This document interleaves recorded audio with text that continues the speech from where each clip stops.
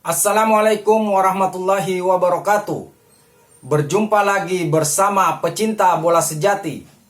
Apa kabar sahabat pecinta bola sejati? Semoga hari ini kita selalu dalam lindungan Allah Subhanahu wa taala. Hari ini saya akan membagikan video apakah Emiliano Jonathan bisa menggantikan posisi Jairo Redwald. Informasinya lebih lanjut, mari kita simak videonya bersama-sama. Tahu kalau saya sebut nama ini satu pasti dikenal juga sama Bang Hamdan. Emiliano Jonathan, apakah dia cocok misalnya? Ini saya yang sebut, bukan Bang Hamdan sebut. Tapi kan Bang Hamdan pernah melihat pemain-pemain ini, pernah beliau yang kemarin-kemarin ke sana pernah melihat langsung. Jadi kalau saya tanya Emiliano gimana Bang? Kalau memang tidak dapat Jairo, ya kan? Emiliano cocok nggak untuk bisa? Ya kan? Jadi kalau Emiliano itu lebih kepada right winger. Jadi dia itu mungkin analoginya itu seperti Hakim Ziyech mungkin. Hakim Ziyech, iya ya. Maroko. Arjen Robben, iya. Itu kalau Belanda ya. Keduanya juga tentunya dulunya di Belanda ya. Di Belanda, Ziyech, ya. Jadi dia itu so far kalau tidak salah 13 game 8 gol.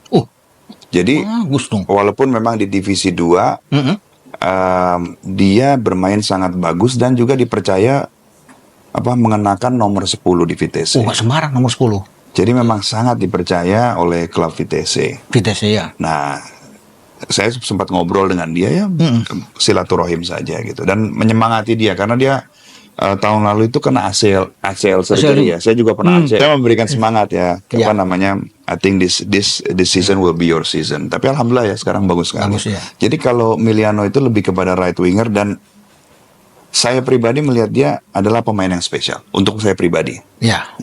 Karena dia pemain yang sulit ditemukan tipenya di tempat lain gitu. Dia bisa mencetak gol dan dia punya technical yang sangat bagus, first touch-nya sangat bagus. Jadi punya banyak opsi. Tapi kan mungkin yang diperlukan itu center midfielder ya.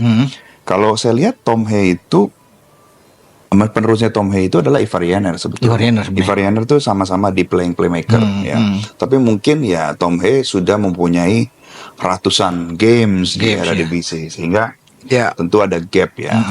Kemudian mungkin yang padanannya biasanya di playmaker itu harus di sampingnya itu harus yang box to box tuh. Yang betul-betul mengcover banyak area dan lain sebagainya gitu. Mungkin saya lihat Nathan kemarin diposisikan sebagai tandemnya ya. Nah, apakah mungkin nanti ada kombinasi misalnya di center midfielder antara Marcelino dengan Ivar Jenner? Karena dulu kan pernah juga tuh berdua. Dan juga ada Arkan Fikri. Arkan Fikri itu kayak dynamo menurut saya. Sangat bagus. Saya box mobilitas sangat bagus. Jadi sebenarnya saya sih terus terang sangat impress dengan Marcelino ya, pribadi ya. Lawan Saudi. Dulu lucunya itu saya duduk di sebelahnya Mancini ya. Terus waktu timnas U23 Qatar ya di Saudi, saya bertanya kepada Mancini dan Salsano pada saat itu. Salsano. Siapa kira-kira pemain yang menurut Anda bermain bagus di hari ini ya? Lalu dia langsung pertama kali disebut number 7. Marcelino. Kadarullah. Marcelino lah yang mencetak gol. 2 gol melawan Saudi Arabia. Makanya mungkin Mancini langsung like buttonnya itu tuh di Instagram atas scoringnya Saudi kalah. Atau Juso dan dia masih ingat dia sebut pemain nomor 7.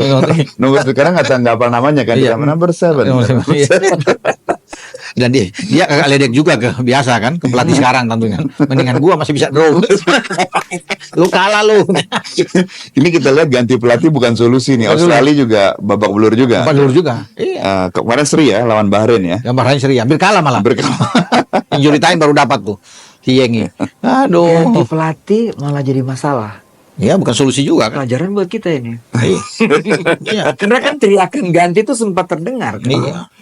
Gimana lu? Wah, itu saya kembalikan kepada Cabur. Saya bertanya kepada beliau, bagaimana sih cara mencetak bibit sepak bola yang baik ke depannya gitu. Karena kebetulan saya kan merintis SSB juga. Tapi saya ada satu kutipan beliau yang saya senang sekali mendengarnya. Kadang-kadang kita ingin anak SSB kita dibilang, wah ini pemain yang bagus di usia 12 tahun, 13 tahun. Tapi sebetulnya yang lebih penting itu adalah pemain yang bagus di usia 20 dan 21 tahun. Kadang kita merasa, wah ini ada the next wonder kid. Tapi semua itu too early to tell. Terlalu dini untuk kita ketahui pasti. Karena memang progresnya pemain itu, growth-nya itu eksponensialnya, kata beliau itu 18, 19, 20, 21. Nah itu usia mendapatkan profesional kontrak lah pada umumnya. Ya. Nah makanya sekarang kita beruntung bahwa kita punya banyak pemain yang bisa dikatakan pemain yang baik di usia seperti itu. Kita punya Marcelino, kita punya Rizky Ridho. Ya, kita punya Justin Hubner, kita punya Ivar Ivar Jenner. Jenner, ya. Jadi sebetulnya masa depan sepak bola Indonesia ini bisa dikatakan sangat cerah. Iya. Bung Hamdan, salah satu yang sering dikatakan oleh narasumber, saya sering bicara tentang pemain-pemain yang besar di Liga 1. Let's say kita sebutkan Rizky Ridho misalnya. Banyak yang bilang mantan pemain nasional seperti Ya. Firman Utina bilang dia harus bermain di luar.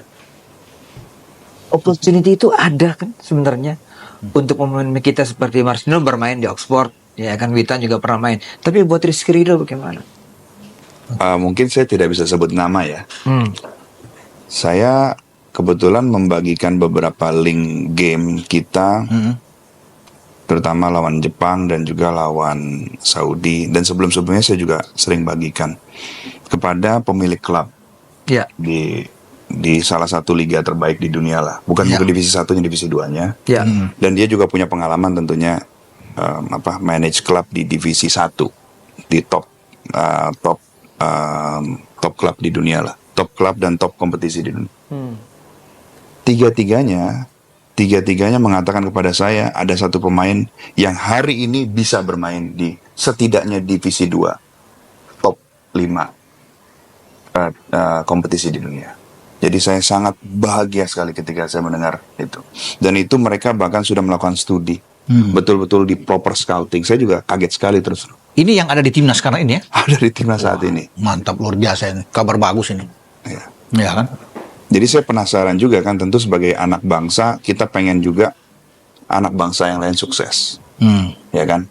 Dan kita ingin sekali kan memberikan image yang bagus buat negara kita, ya kan. Nah, ketika saya ngobrol itu mereka suka bertanya, ada nggak timnas kalian gimana? Saya dengar lagi growing really well. Ya. You should check out the next game. Oh, just send me the link. So kita kasih ya, kadang-kadang akun kita nonton, ya kan. Dan rupanya memang ada beberapa yang melakukan memang karena mereka itu adalah established players ya di field di dunia sepak bola ini. Mereka memang sudah punya tim sendiri. Ketika mereka melakukan pencarian itu dan penelitian itu sangat detail gitu. Bahkan informasi yang saya tidak kepikiran sebelumnya ternyata keluar gitu loh. Wow, ini memang professional scouting ya. Dan hasilnya tiga-tiganya, bahkan salah satunya itu adalah seseorang yang pernah menjadi agen dari Juan Sebastian Veron. Wow, Veron ya. Pernah menjadi agen dari Martin Palermo, mungkin masih Martin ingat. Palermo, Ya. Argentina ya. Dan Paulo Dybala. Paulo Dybala. Dan Paulo Dybala, dia mengatakan kepada saya, pemain ini saya percaya sudah cukup kemampuannya baik untuk bermain di kasta, setidaknya kasta kedua Ya. dari liga-liga top A, Di B, Eropa. C, D di Eropa. Bahkan dengan sedikit tweaking dan sedikit adjustment dia bisa naik ke divisi 1. Jadi saya, wah luar biasa. Bung Hamdan nggak sebut nama, Nggak tapi sebut nama. dan narsum-narsum kita, mantan-mantan pemain nasional kita bilang sebut nama. Salah satunya tadi disebut, Iya. Itu. ya kan? Dan saya pikir layak Rizky untuk Ridho, sana. dan memang layak. di Iya. situ. Tergantung anaknya aja sekarang mau nggak gitu kan? Bung Ropan, ini juga nih, kalau kita lihat di media massa juga ataupun di berita-berita online soal terlalu defensif nih timnas kita, ya kan? Coba kita